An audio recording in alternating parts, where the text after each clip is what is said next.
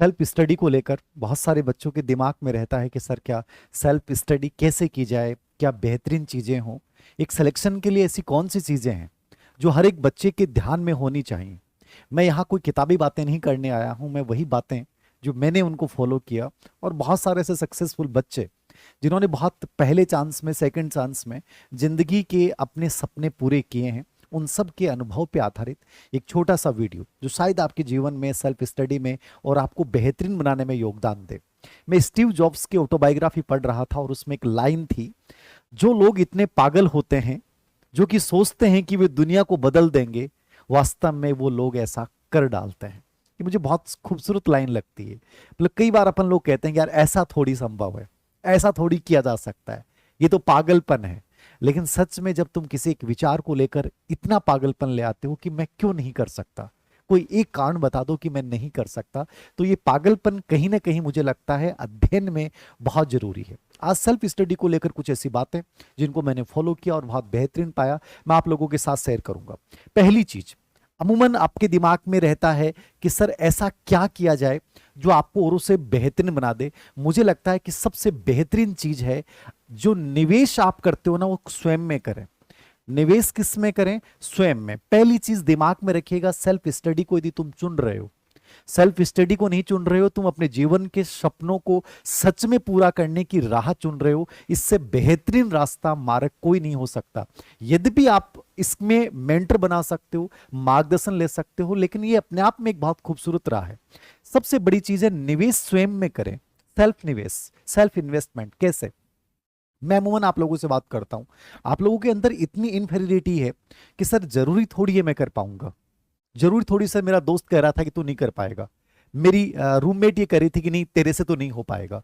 सबसे बड़ी चीजें हैं, सेल्फ इन्वेस्टमेंट का मतलब है आप हर बाहर की चीज को इग्नोर करना शुरू कर दोगे, हर ना को आप हाँ कहना शुरू कर दोगे। उनकी ना तुम्हारी जिंदगी में जब प्रभावित करना तुम्हें बंद कर देती है, ये सेल्फ इन्वेस्टमेंट है।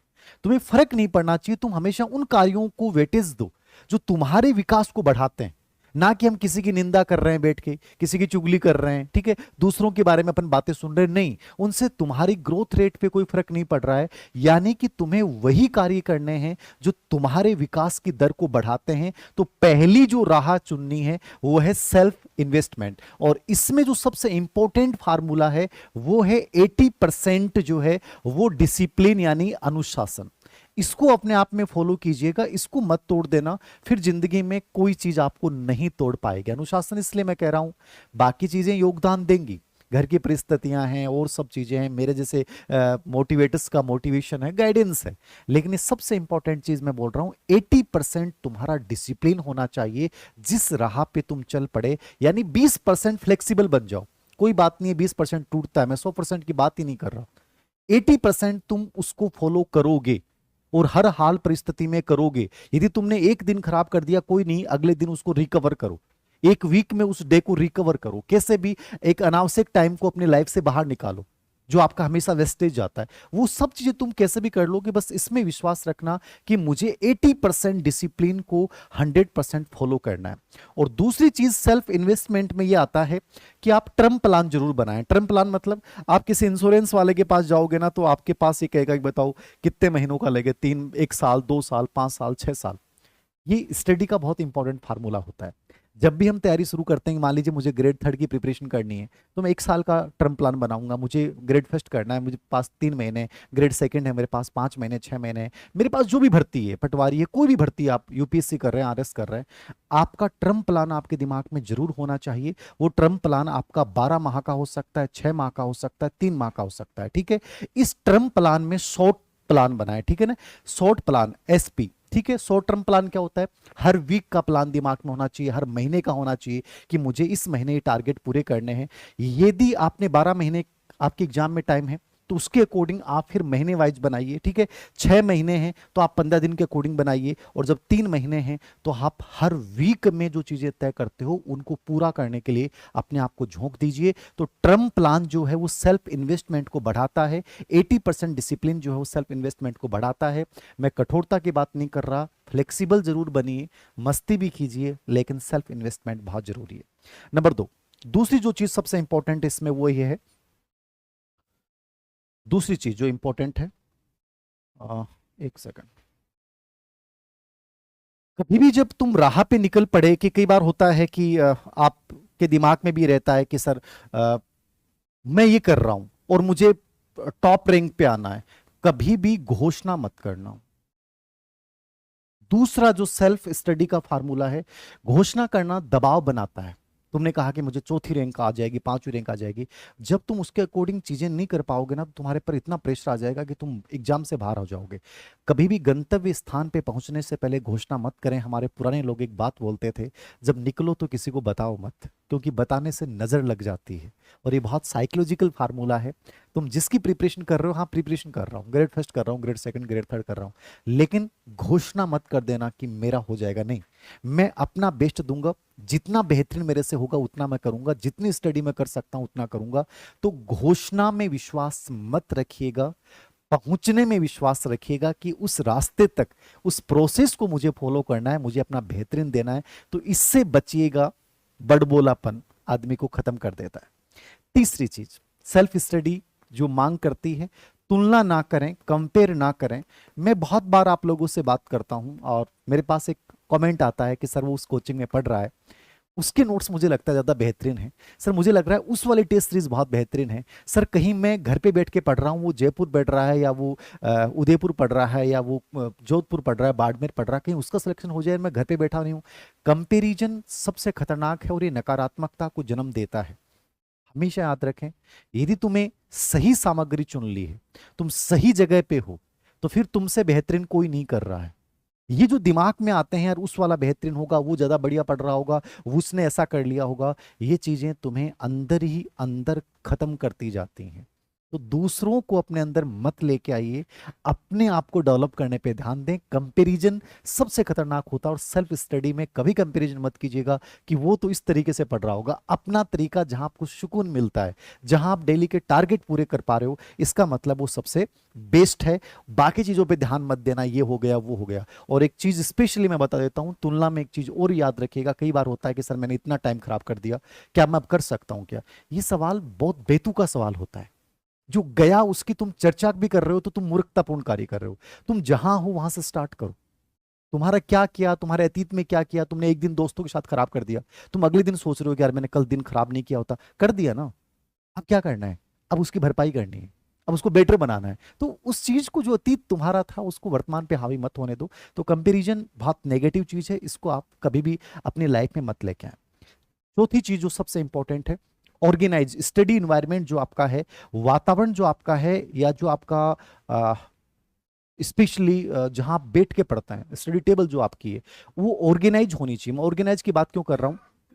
एक चीज आपके स्टडी टेबल पे अवांछित है, वो आपका ध्यान आकर्षित करना शुरू कर देगी। एक किताब का पेज पलटा हुआ है, एक नोट्स दूसरा पड़ा हुआ है, वो बार बार तुम्हारा ध्यान अट्रैक्ट करेगा। यदि तुम्हारी स्टडी टेबल या तुम्हारा रूम अनऑर्गेनाइज्ड है, 100% तुम्हारी जीवन अव्यवस्थित बन जाएगा। सबसे बेहतरीन तरीका है, जब सेल्फ स्टडी आप कर रहे हैं और सच में उस मुकाम को पाना चाहते हैं, उसको पूरा ऑर्गेनाइज्ड रखो और ये हैबिट बना लो। वहां एक भी चीज अनऑर्गेनाइज्ड है, तुम्हारे लाइफ में कुछ, सब कुछ अनऑर्गेनाइज्ड होता जाएगा। तो इन्वायरमेंट जो है उसको क्या बनाएं? व्यवस्थित बनाएं। क्या बनाएं? व्यवस्थित बनाएं। स्टडी टेबल जो है वो बड़ी व्यवस्थित होनी चाहिए। वहां कोई भी ऐसी चीज नहीं होनी चाहिए जो बड़ा अनऑर्गेनाइज है, जो नकारात्मकता आपके अंतर्गत लाती है। छठी चीज, पांचवी चीज जो सबसे इंपॉर्टेंट है, वो है प्रैक्टिस। प्रैक्टिस का मतलब अभ्यास। ठीक है, अभ्यास बहुत जरूरी है सेल्फ स्टडी में। और अभ्यास की दो तीन चीजें मैं बता रहा हूं जिनको आप फॉलो कीजिएगा। ये बहुत जरूरी चीज बता रहा हूं, कैसे कीजिएगा। आपके कई दिमाग में चलते हैं कि सर कोई कहता है ऐसे पढ़ लो, कोई कहता है ऐसे पढ़ लो, सबके अलग अलग तरीके हैं। लेकिन प्रैक्टिस करने का सबसे बेस्ट तरीका जो मैं बता रहा हूं, इसको फॉलो कीजिएगा। आप प्रैक्टिस कर रहे हैं, कोई किताब पढ़ रहे हैं, जो भी आपने चैप्टर पढ़ा, कोशिश करें, पहली चीज प्रैक्टिस में दो तीन चीजें हैं जो आपको फॉलो करनी है। पहली चीज, कोशिश करें कि पूरे दिन में आप कम से कम 2 विषय जरूर लेके चलें। मैं हमेशा 3 विषय या 4 विषय लेके चलता था, आप कम से कम 2, 3 या 4 विषय आप साथ लेके चलिए। पहली चीज अभ्यास में फॉलो कीजिएगा। 3-4 विषय से बनने से विभिन्नता आती है, उससे आपका दिमाग जो है वो एक बोरियत फील नहीं करता है, ये बहुत जरूरी है। नंबर 2, हर चैप्टर के बाद, हर अध्याय के बाद जो है वो आप PYQ जरूर निकालें। अमूमन बच्चे होते हैं कि एग्जाम से पहले PYQ की बुकलेट लेके आते हैं, सबसे मूर्खतापूर्ण कदम होता है। आप हमेशा जैसे चैप्टर पूरा किया उसके PYQ पढ़िए, और PYQ में बहुत ज्यादा पढ़ना की आवश्यकता नहीं है, बट कम से कम 5 ईयर के क्वेश्चन उस टॉपिक वाइज PYQ जो है वो जरूर निकालें। उससे आपके दिमाग में मैपिंग बनेगी। क्या बनेगी? मैपिंग बनेगी। और मैपिंग बनाना बहुत जरूरी है। कॉन्सेप्ट मैपिंग आप सब जानते हैं, मैपिंग बनने से वो चीज कभी आप भूल नहीं पाओगे। तो ये चीज बहुत जरूरी है। हर अध्याय के बाद जो है वो PYQ निकालें, उससे आपके दिमाग में वो चीजें क्लियर होंगी। तीसरी बड़ी इंपॉर्टेंट चीज ये है कि जो अध्याय आपने पढ़ लिया है, जो उसकी प्रैक्टिस कर रहे हो, उसमें आप डेट डाल दीजिएगा। जैसे मैं करता था किताब के ऊपर कि मैंने इस चैप्टर को, मान लीजिए कि मैंने 5, 3 और 25 को पढ़ा, फिर मेरा दूसरा रिवीजन जो आया वो आया इसका 18, 3 और 25। तो मेरे दिमाग में होता था 2 बार पढ़ लिया है, मतलब पॉजिटिविटी आती थी। ये आपको बहुत सारे कंफ्यूजन से बचाता है। मैं इसका जरूर इस्तेमाल करता था, ये आपकी आदत है। आप यदि करते हो तो उस पर डेट लिख देना कि उसका रिवीजन टाइम क्या था। कोशिश करें कि 7 दिन या 14 दिन के बाद उसका रिवीजन होना चाहिए। 7 या 14 दिन का एक शेड्यूल तय कर लें कि रिवीजन जरूर करें, ठीक है। ये 3 चीजें जरूर फॉलो कीजिएगा। उसके बाद अभ्यास में ये चीज मैंने बताई है, इसको फॉलो कीजिएगा, इसको अपना बेस बना लीजिएगा। उसके बाद देखिएगा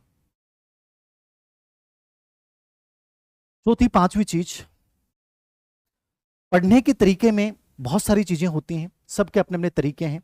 जब आप टाइम मैनेजमेंट कर रहे होते हैं तो कुछ चीजें जरूर बनाइएगा।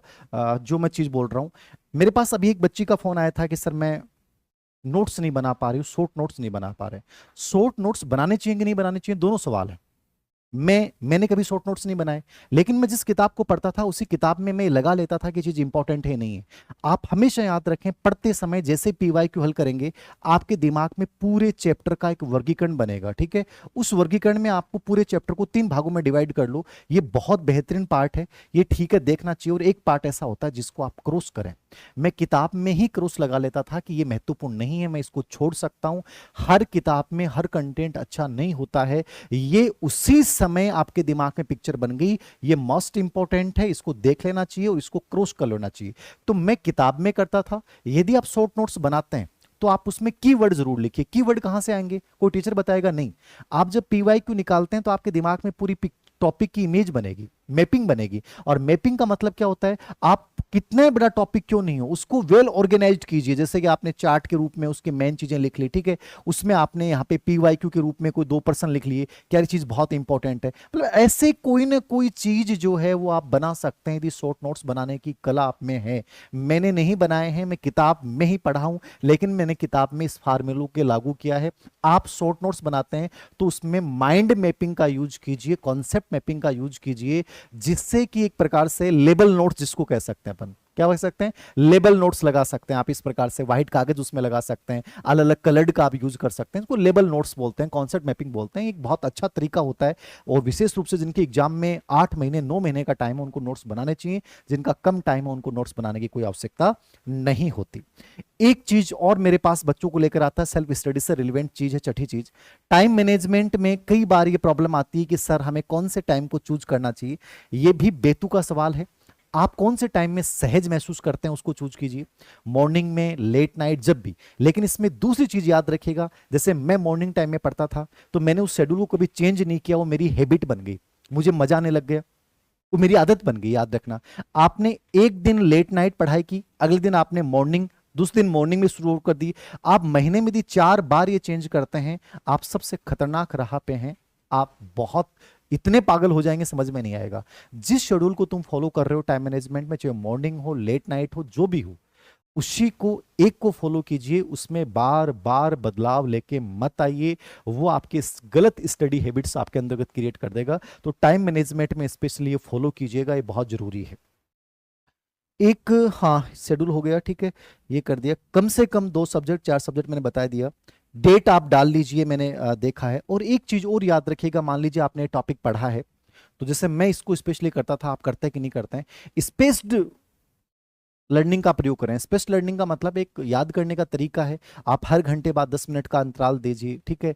आप 2 दिन बाद में, 7 दिन बाद में 2 घंटे कोई अलग गतिविधि कीजिए, ये बहुत अच्छा होता है। इसमें भी आप एक काम कीजिए कि आपने चैप्टर पूरा पढ़ लिया, PYQ देख लिए, बंद कर दिए, उसके बाद जब आप उसको दोबारा रिवाइज कर रहे हो ना, उस समय डायरेक्ट कभी भी किताब मत खोल लेना। मैंने तो कभी इस्तेमाल नहीं की। मेरे 7 दिन पहले पढ़ा हुआ टॉपिक है और मैंने उस किताब को खोला, चैप्टर पहला है, फिर मैं अपने माइंड में याद करूंगा उस टॉपिक को, यार क्या क्या मुझे कितना याद है। ये कर देने से वो टॉपिक कभी जिंदगी में नहीं भूलोगे आप। तो हमेशा 10 मिनट कोशिश करो कि आपको क्या क्या चीजें याद हैं बिना देखे, उसके बाद आप दोबारा से उसको पूरा रीड कीजिए। ये इतना गजब का फार्मूला है, यदि आप इसको यूज करते हैं। मैंने तो इतनी मोटी मोटी किताबें पढ़ी हैं और वो याद हो गई थी है। आप लोग कई बार रोना रोते हैं कि सर ये चीजें कैसे होंगी, सिलेबस तो बहुत बड़ा है। एक्चुअली क्या है कि आपके पढ़ने के तरीके बहुत गलत हैं, आपके प्रैक्टिस करने के तरीके बहुत गलत हैं, या कोचिंग में जो पढ़ाते हैं वो बहुत गलत तरीके से आपको पढ़ा रहे हैं। सबसे बेस्ट है कि सेल्फ स्टडी आप कर रहे हैं तो आप अंतराल दीजिए, स्पेस लर्निंग का प्रयोग कीजिए, ठीक है। बिना देखे रिकॉल करना सीखिए। धीरे धीरे आपका माइंड, आपकी मेमोरी खुद आपको लगेगा यार बहुत पावरफुल होती जा रही है। जो आप गलतियां कर रहे हैं वो गलतियां करना ही बंद कर देंगे, ठीक है। और सातवां आठवां जो चीज है ये बहुत जरूरी है जिंदगी में, एनालिसिस बहुत जरूरी है। जैसे आपने प्लानिंग की वैसे एनालिसिस करें कि आप कितना गेन कर पा रहे हैं, कितना गेन नहीं कर पा रहे हैं। आप कौन सी गलतियां फिलहाल कर रहे हैं जो गलतियां आपको नहीं करनी चाहिए, उन गलतियों को साथ में नोट करें। और हर महीने कोशिश करें कि जो रजिस्टर आपने गलतियों का डाला था उन गलतियों की संख्या कम होती जानी चाहिए। कि मान लीजिए आपने 8 गलती की तो अगले महीने वो 4 ही गलतियां बचनी चाहिए। उन गलतियों की सीमाओं को कम करते जाना है। ये आपको इतना ऑर्गेनाइज्ड बना देगा, आपको मजा आने लग जाएगा, क्या सर मजा आ रहा है, चीजें बहुत सही लग रही हैं, ठीक है। तो ये जरूर एनालिटिकल एक रजिस्टर जरूर डाल के रखिए। मैं खैर एनालिटिकल रजिस्टर मैंने नहीं डाला था, बट मैं पेजेस के ऊपर लिख लेता था कि आज मैंने इस महीने ये गलतियां की, इसको एकदम क्रॉस करना है और हर हाल में कम करना है। तो इससे बड़ा पॉजिटिविटी भी आती थी, यार मैंने 2 गलतियां कम कर दी हैं, अब मेरे पास 2 ही कमियां रही हैं, मैं इनको अगले महीने दूर कर दूंगा। और एक सिचुएशन ऐसी आती है कि बाद में आपकी गलतियां होती नहीं, अमूमन आप इन चीजों को सीरियसली नहीं लेते हो। एक ही गलती है जो 4 बार रिपीट होती है, और जिंदगी आपको इतने अवसर देगी ही नहीं कि आप एक गलती को 10 बार रिवाइज करें। तो सेल्फ स्टडी की कुछ ऐसी टेक्निक्स जो मैंने फॉलो की हैं, आप भी इनको फॉलो कीजिए। और एक अंतिम चीज जो मैं कहना चाहूंगा, यद्यपि मैंने इसको इतना फॉलो नहीं किया बट मुझे लगता है कि ये पावरफुल बनाता है, ठीक है। अब मैं इसको जरूर फॉलो कर रहा हूं। प्रार्थना को अपने जीवन का हिस्सा बनाइए, योग को अपने जीवन का हिस्सा बनाइए। 20-25 मिनट यदि तुम खेल पाते हो, कोई भी बैडमिंटन या कुछ भी, वो आपकी बॉडी को ज्यादा एनर्जेटिक बनाएगी, आपके स्ट्रेस को रिलीज करेगी। कई बार कहते हैं ना कि सर पढ़ाई का स्ट्रेस हो रहा है, तो खेलना 20 मिनट, आधी घंटे, 1 घंटे भी, वो आपके स्ट्रेस को कंप्लीट रिलीज कर देगा। क्योंकि मैंने एक बहुत अच्छी ऑटोबायोग्राफी पढ़ी है इंडिया के एक बहुत बड़े सिंगर की, और मैंने उसमें इस चीज को पढ़ा, उन्होंने बहुत नोटेड किया इस चीज को कि सच में खेल कितना जरूरी है और वो आपको कितना पावरफुल बनाता है। तो इसको आप यूज कीजिए, इसको इतना प्रेशर मत लीजिए कि सर सेल्फ स्टडी कर रहे हैं, क्योंकि आप औरों से बहुत आगे हो जाओगे। सेल्फ स्टडी में टाइम बहुत बन जाता है, आप बहुत सारी चीजों को अच्छे से कर सकते हो। अपनी लाइफ से उन चीजों को निकाल दीजिए जो तो आपका टाइम ज्यादा खाती हैं। डिस्ट्रक्शन से बचिए, और डिस्ट्रक्शन से बचने का तरीका यही है कि मोबाइल का कम से कम इस्तेमाल कीजिए, उसके नोटिफिकेशन बंद करके रखिए, कॉलिंग वगैरह का निर्धारित टाइम रखिए, उसके अलावा कॉलिंग आ ही नहीं रही है, कॉलिंग जा ही नहीं रही है। जिंदगी में कम चीजें रखो लेकिन बेहतरीन रखो, कम पढ़ो लेकिन एकाग्रता के साथ पढ़ो, कम किताबें रखो लेकिन बहुत बेहतरीन किताबें रखो, छोटा सा कमरा हो लेकिन बहुत सुंदर और बहुत खूबसूरत और बहुत एनर्जेटिक कमरा हो, जिसकी एक लाइन ऐसी हो जो आपको हमेशा मोटिवेट करे, जैसे हम जीत जाएंगे या कोई भी ऐसी लाइन जो आपको हमेशा प्रेरित करे। लाइफ में रिश्ते कम रखो लेकिन जो जिंदगी में हमेशा आपको आगे बढ़ाएं और आपको संबल दें, वैसे लोग रखो। मतलब चीजें कम रखो, उनके परिणाम बढ़े दो, ठीक है। ग्रोथ ओरिएंटेड चीजें आप करो। सेल्फ स्टडी आपको खुद को इतना बड़ा बना देगी, क्योंकि जिंदगी में मैं मानता हूं कि सेल्फ स्टडी से बड़ा कुछ भी नहीं हो सकता। तो ये कुछ चीजें थी, जो भी बच्चे इसको फॉलो कर रहे हैं वो जरूर फॉलो कीजिएगा। फिर भी आपके दिमाग में और कोई कंफ्यूजन हो तो बताइएगा, मैं कोशिश करूंगा कि उनका भी मेरे तरीके से एक प्रैक्टिकल जवाब मैं आप लोगों को दे पाऊं। सभी को शुभकामनाएं जो सेल्फ स्टडी को अपने जीवन का सबसे बेस्ट रास्ता मानते हैं। धन्यवाद।